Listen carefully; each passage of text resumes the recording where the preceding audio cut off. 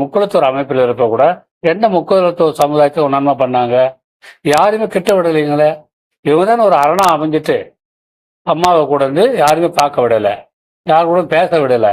இவங்க தான் வச்சு சட்டன்ற மாதிரி இருந்தாங்களே தவிர எந்த முக்குளத்தூர் சமுதாயத்தை சேர்ந்த நல்ல உள்ளங்களுக்கு வந்து போயஸ் கார்டன் திறந்தது இல்லையே.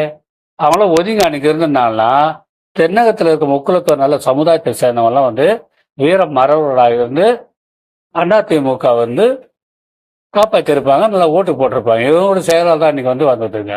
அதே மாதிரி நார்த்து தமிழ்நாடு எடுத்ததுன்னா கூட யாருமே வந்து ஒரு ஜாதி பின்னாலேயோ வேற ஒரு அமைப்பு பின்னாலேயோ கூட போகலைங்க.